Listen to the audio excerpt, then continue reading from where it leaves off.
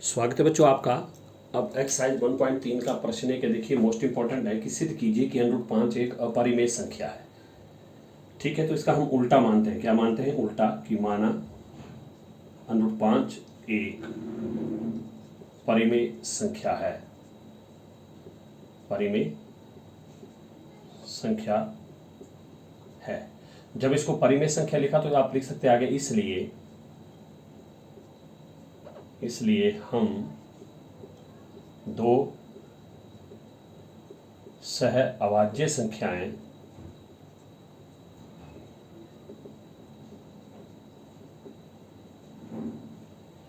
ए और बी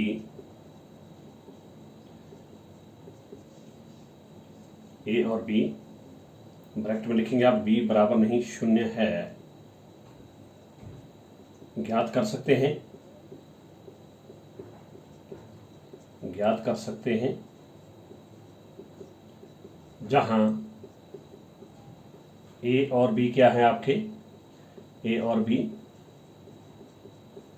पूर्णांक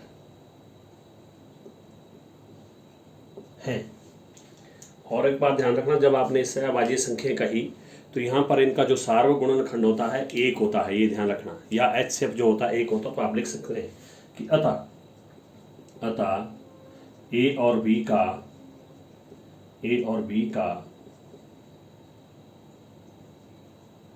उभयनिष्ठ गुणनखंड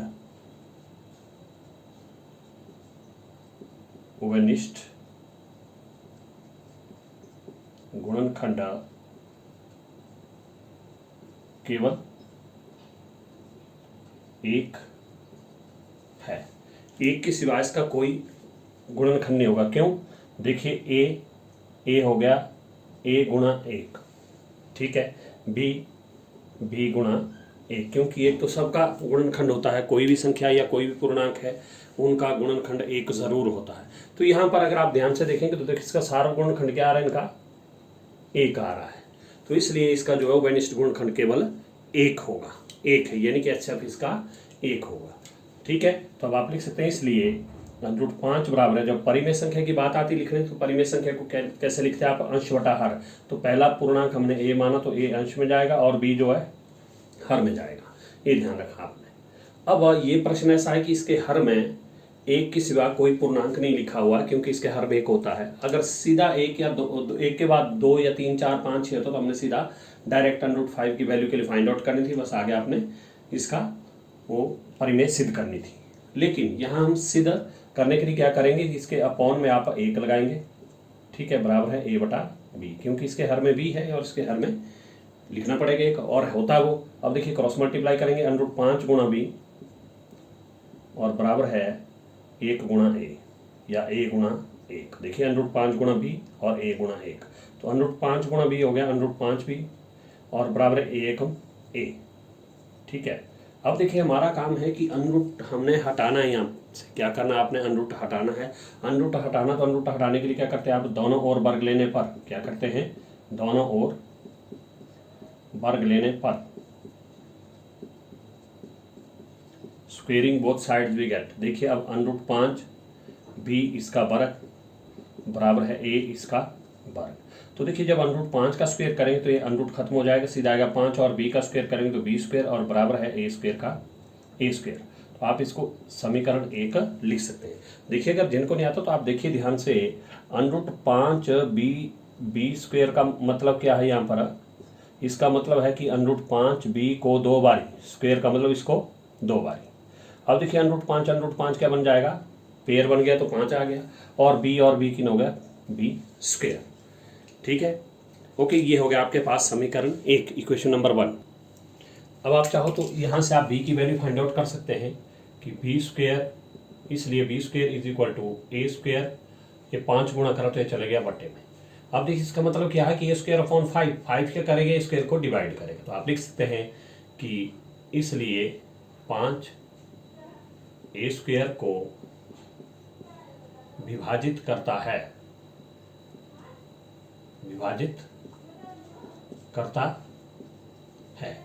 जब 5 a स्क्वायर को विभाजित करता है तो इसलिए 5 ए को भी विभाजित करेगा, 5 ए को भी विभाजित करेगा।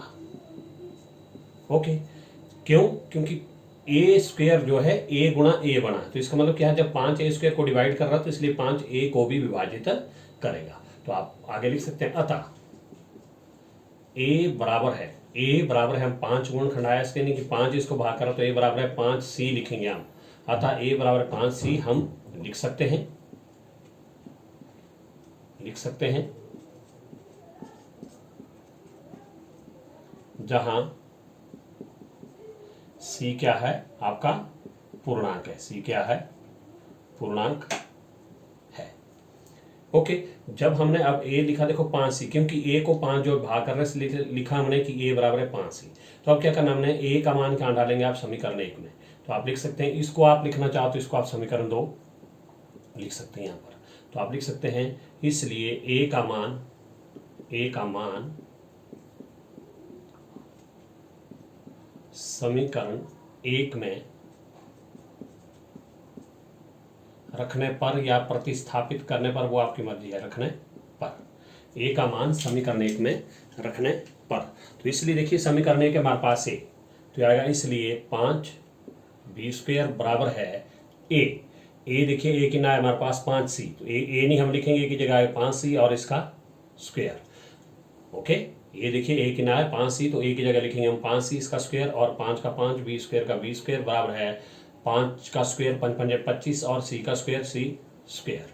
ओके, अब हमने सी की वैल्यू फाइंड आउट करनी है, इसको आप रीअरेंज करेंगे। अब लिखेंगे हम इसलिए 25 सी स्क्वायर बराबर है 5 बी स्क्वायर। अब साइन चेंज नहीं होगा, क्योंकि आप पूरा लेफ्ट हैंड साइड को राइट हैंड साइड ले जा रहे हैं और राइट हैंड साइड को लेफ्ट हैंड साइड ले जा रहे हैं, तो नो साइन चेंज। ओके, ये हुआ देखो कि 25 square is equal to 5 B square. तो अब देखिए आप यहाँ से सी स्क्वायर की वैल्यू फाइंड आउट करने के लिए क्या करेंगे कि C square is equal to 5 B square, ये 25 क्या कर रहा है, गुणा कर रहा, तो ये जाएगा इसके अपॉन में, किसके 25 कहाँ चलेगा आपका अपॉन में। ओके, अब देखिए यहाँ से 5 से देखो ये कट रहा है, 5 एकम 5 5 पंजे 25, तो यहाँ देखो सी स्क्वायर बराबर है बी स्क्वायर अपॉन 5। देखिए C square is equal to B square upon 5, ये 5 बच गया। तो अब देखिए 5 क्या करेगा, बी स्क्वायर को भाग करेगा, जब अपॉन में तो डिवाइड करता, तो आप लिख सकते हैं कि इसलिए 5 बी स्क्वायर को विभाजित करता है,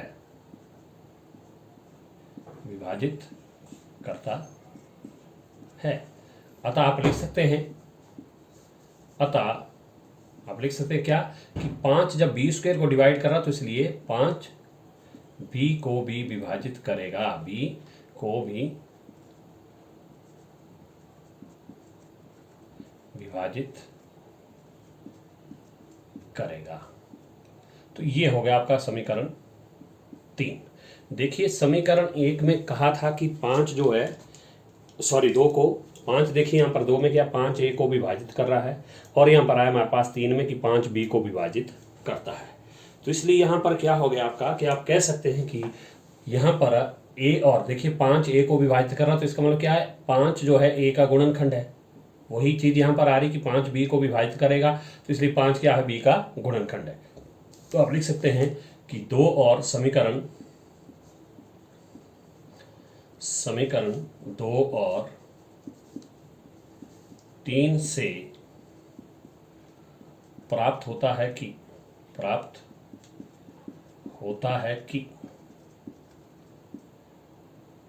ए और बी का, देखिए ध्यान से 5 ए को और 5 बी को विभाजित कर रहा, तो कि ए और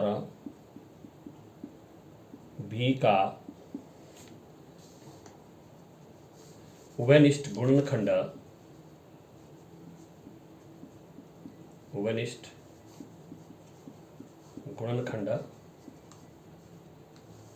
क्या है, 5 है।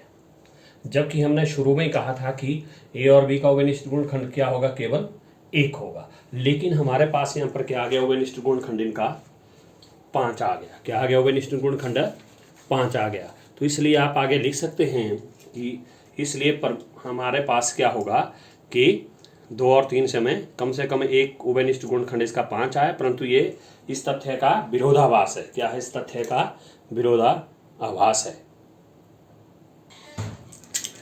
अब आप यहाँ पर लिखेंगे कि परंतु यह इस तथ्य का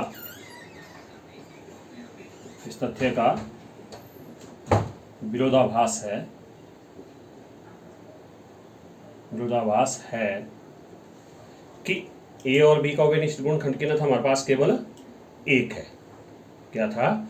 इसका केवल एक गुणनखंड एक था, लेकिन यहाँ पर हमारे पास कितना आ गया? उभयनिष्ठ गुणनखंड 5। तो इसलिए लिख दिया हमने कि परंतु हमारे इस तथ्य का उभयनिष्ठ गुणनखंड कितना है? 5 है। परंतु हम इस तथ्य का विरोधाभास है, परंतु यह इस तथ्य का विरोधाभास है कि ए और बी का उभयनिष्ठ गुणनखंड केवल एक है। ठीक है, लेकिन यहाँ पर गुणनखंड हमारे पास 5 आया, लेकिन असली में कितना होना चाहिए था? गुणनखंड 1। तो आप लिख सकते हैं आगे, इसलिए हमारी कल्पना गलत है। इसलिए हमारी कल्पना गलत है। अतः √5 क्या होगा? हमने माना था परिमेय संख्या, लेकिन यहाँ पर लिखेंगे अतः √5 एक अपरिमेय संख्या है। अपरिमेय संख्या है। तो इसलिए लिखना आपने, इसलिए सिद्ध हुआ। इसलिए सिद्ध हुआ। ओके।